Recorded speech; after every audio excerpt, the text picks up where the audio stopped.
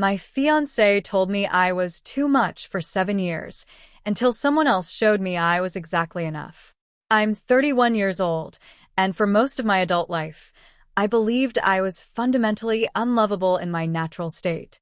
That the real me, the loud, enthusiastic, emotional me, was something that needed to be managed, controlled, dimmed down like a light that was too bright for comfortable living. His name was Marcus, and we were together for 7 years. 7 years of me trying to fold myself into a smaller, quieter, more acceptable version of who I actually was. I met him when I was 22, fresh out of college, working my first real job at a marketing firm in Chicago. I was vibrant back then, at least, I think I was. I laughed loudly. I talked with my hands. I got excited about things that maybe weren't cool to be excited about: sunsets, good coffee, finding the perfect vintage dress at a thrift store, a really well-written sentence in a book. Marcus was different. Calm. Measured. The kind of guy who never raised his voice, never seemed flustered, always had everything under control. He was a software engineer, logical and analytical, and he approached life like it was a problem to be solved with the right algorithm. At first, I thought we balanced each other out. He grounded me. I brought spontaneity to his structured world. It felt complementary. We met at a friend's dinner party.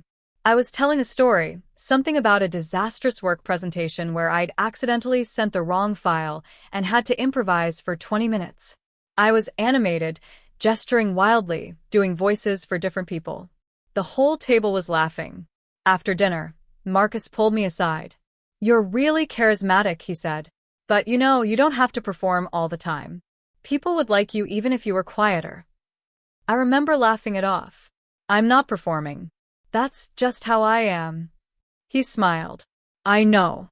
I'm just saying you could tone it down a little. You're a lot. You're a lot." Those 3 words would haunt me for the next 7 years. At first, the comments were subtle, little observations that felt like advice.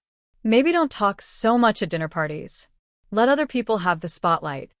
You're getting really worked up about this. It's just a movie.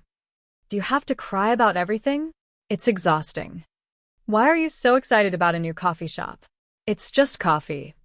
Every time I expressed emotion, joy, sadness, excitement, frustration, there was a comment, a gentle redirection, a reminder that I was being too much, too loud, too emotional, too enthusiastic, too sensitive, too dramatic.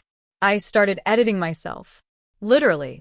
Before I spoke, I'd run through a mental checklist. Is this interesting enough to say out loud? Am I being too excited about this? Will he think I'm overreacting?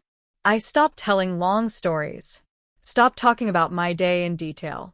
Stopped crying during movies, even when I wanted to. Stopped suggesting spontaneous weekend trips or impromptu dance parties in the kitchen.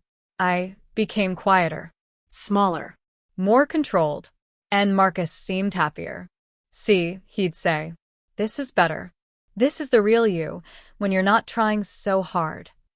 But it wasn't the real me. It was a carefully curated version, a performance of normalcy that exhausted me to maintain. We got engaged after 5 years. He proposed at a nice restaurant, very planned, very proper. The ring was beautiful. I said yes because I loved him, and because by that point I'd convinced myself that this was what healthy love looked like: someone who helped you become a better, more mature version of yourself. Someone who corrected your flaws. The wedding planning was a nightmare. Every idea I had was too much. I wanted a small ceremony on a beach at sunset with fairy lights and wildflowers. He wanted a traditional church wedding with a formal reception. I wanted to write our own vows. He said that was too personal, and we should stick with traditional ones. I wanted a first dance to a song that meant something to us. He picked a classic Frank Sinatra song because it was classy. Every decision was a negotiation where my preferences were characterized as excessive and his were reasonable. I remember crying to my mom about it. "Sweetheart," she said carefully, "do you actually want to marry him?" "Of course I do," I said automatically. "I love him." That's not what I asked. I didn't have an answer. We set a wedding date, June 14th, 2 years after the engagement. I told myself that was normal, Lots of couples had long engagements. I told myself I was just stressed about planning. I told myself the doubts would go away. They didn't.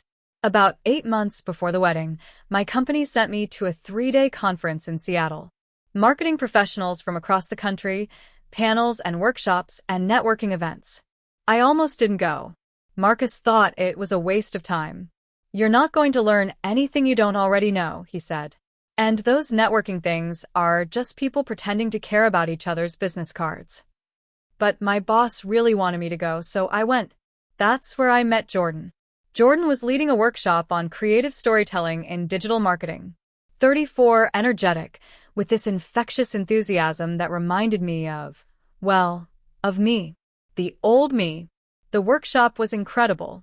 Jordan talked about emotion in marketing, about connecting with audiences through authenticity, about not being afraid to be bold and different and loud with your message. "The worst thing you can be in this industry is forgettable," Jordan said. "Safe is forgettable. Polished is forgettable. What people remember is emotion. What people remember is someone who isn't afraid to be fully, unapologetically themselves." I felt something click in my chest. Something I hadn't felt in years. After the workshop, I went up to ask a question. We ended up talking for 45 minutes. Then Jordan invited me to get coffee. Then coffee turned into dinner. Then dinner turned into walking around Seattle until midnight, talking about everything: work, life, dreams, fears, the weirdest foods we'd ever tried, our shared obsession with terrible reality TV. I laughed more in those 6 hours than I had in 6 months. Nothing happened.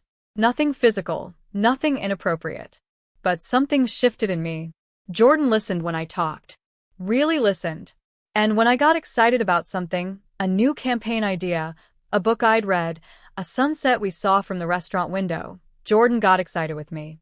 "That's amazing," Jordan would say. "Tell me more. What else?" Not once did Jordan tell me I was too much.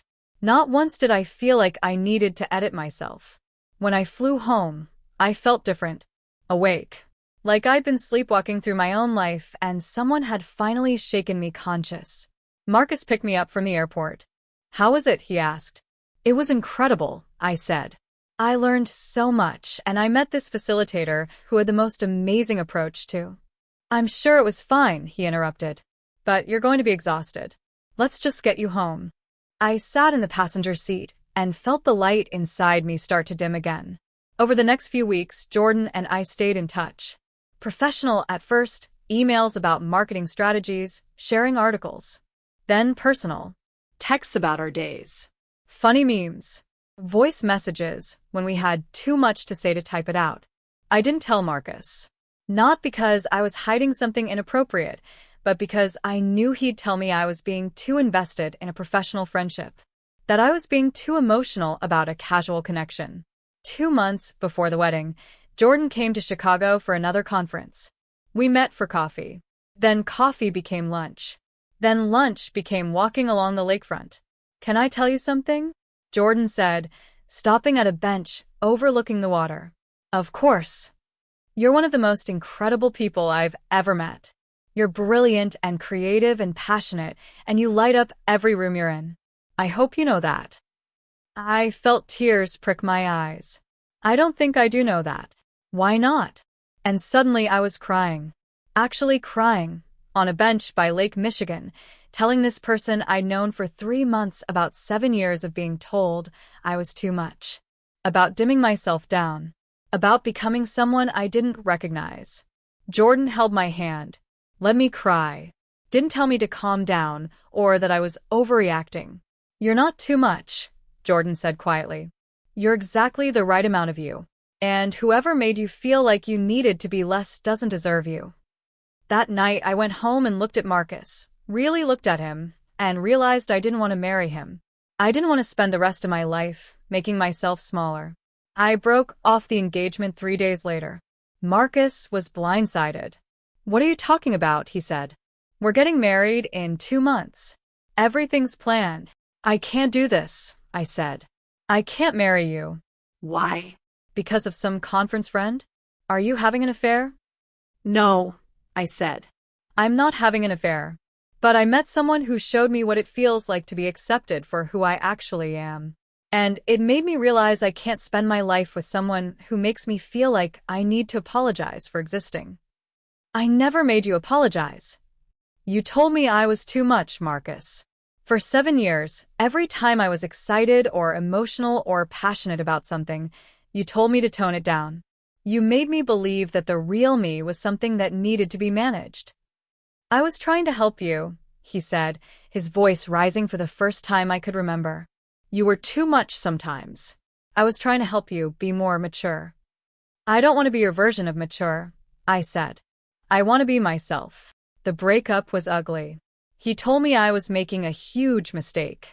That I was throwing away 7 years over some fantasy connection with someone I barely knew. That I'd regret this when I realized no one else would put up with me.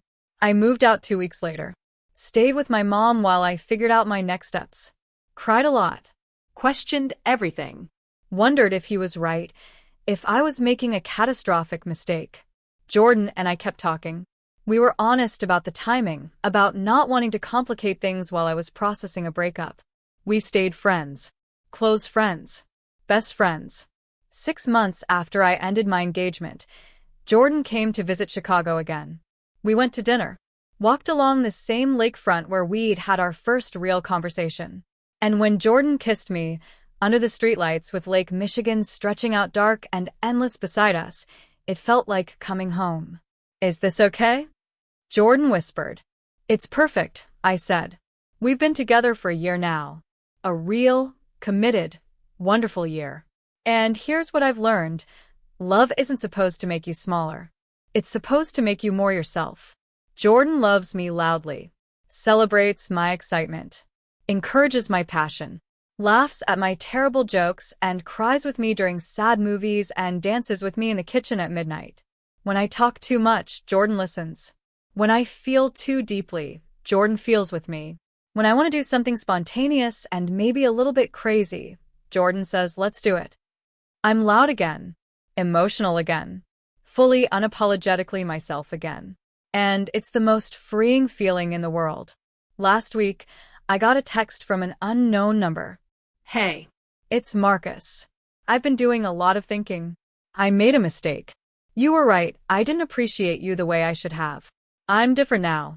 I've been in therapy. I want another chance. Can we talk? I stared at that message for a long time. A year ago, I might have questioned myself. Wondered if he really had changed. Felt guilty for moving on. But I didn't feel any of that. I felt nothing. Maybe a little bit of pity. I typed back, I'm glad you're working on yourself. But I've moved on, and I'm genuinely happy. I hope you find someone who's a better fit for who you are. Take care. I showed Jordan the text. How do you feel? Jordan asked. Honestly, grateful. He pushed me away so I could find you. Jordan pulled me close. You know what the best part is?